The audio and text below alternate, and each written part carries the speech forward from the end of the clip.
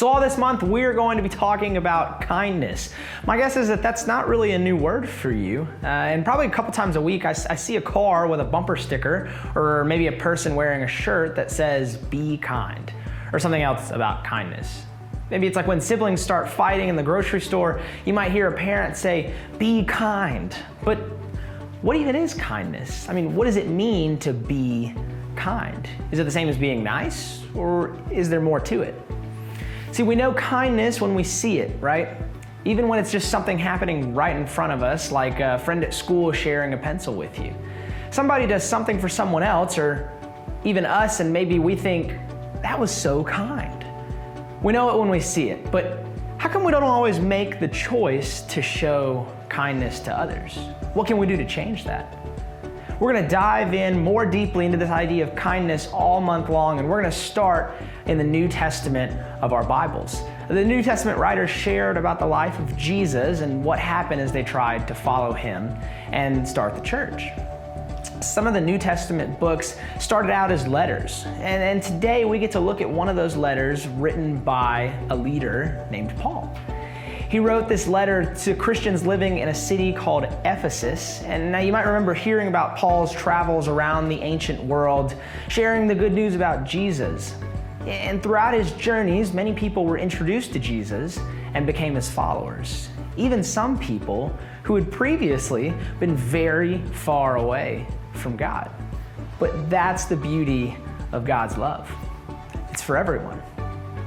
Well, so Paul would often continue to write to many of these new Christians living in different cities to encourage and challenge them as they learn to live this new, wonderful life with God. Here in a letter called Ephesians, we find Paul challenging these new followers of Jesus about kindness. Let's check it out. Be kind and tender to one another. Forgive one another just as God forgave you, because of what Christ has done. Now, this verse is pretty straightforward. I mean, be kind, but there's more for us to dive into. And we've heard some stories earlier. The verse we just read is a part of a bigger section.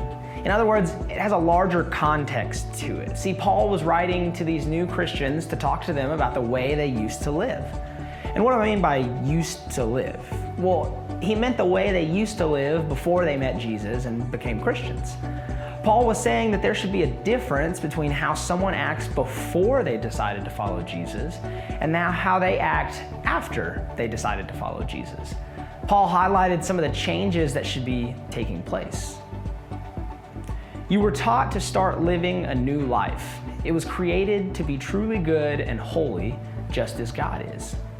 And after stating that people who follow God now live in a new life in Jesus, Paul gave some examples. And I have these on some slides that I'm going to show you to kind of help us out. And I'm going to ask you for a little bit of help in this part. So each of you must get rid of your lying. Speak the truth to your neighbor. So first, Paul said, don't lie, right? Don't lie to each other. I need you guys to boo. Boo. But instead, what is the kind thing to do? Tell the truth, right? Tell the truth is the kind thing to do. So now I need you to cheer. So then Paul continues by saying this: anyone who has been stealing must never steal again. Instead, they must work. They must do something useful with their own hands. Then they will have something to give to people in need. So this is saying for us to not steal, right? But instead, what is the kind thing for us to do? Work hard and share, right? Let's look at one more. Don't let any evil talk come out of your mouths. Say only what will help to build others up and meet their needs. Then what you say will help those who listen. So this is a really tough one, right? Here it says, don't tear down, right? But instead, what's the kind thing to do? Build each other up. And that brings us right to the verse that we started with today. Well, almost. See, first, Paul kind of aired out the dirty laundry of things that might have been in the life of these new Christians that really didn't belong there anymore. Let me show you. Get rid of all hard feelings. Boo again. Anger and rage. Boo.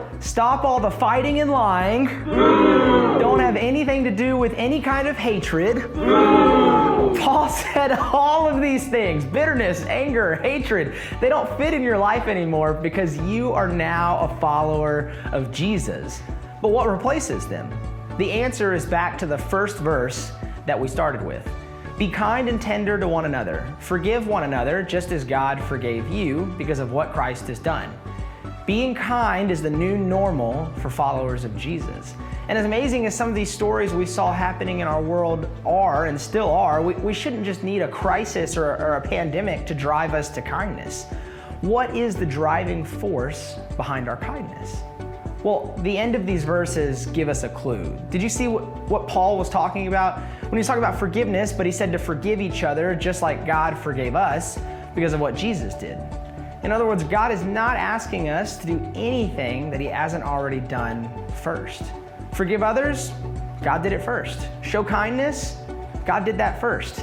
God's the driving force behind our kindness because God has been kind to us. And now we get to act like him in showing kindness to others. It's easy to think that kindness is something exceptional or something so special that only the best of the best are really any good at it.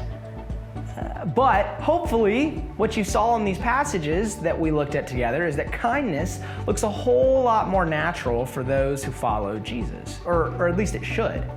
And we can begin to replace old and hurtful responses with responses that are more like God's response to us, the kind way. It may be at home or school or at a friend's house, and it may be with a buddy or an enemy. It may be toward a teacher or a coach or a parent. It might be because of a brother or sister. There are so many ways that we can show kindness. So what does kindness look like? In other words, when have you seen it? What does it look like? How's it different than just being nice? And how can you start to define kindness by what we have learned together today?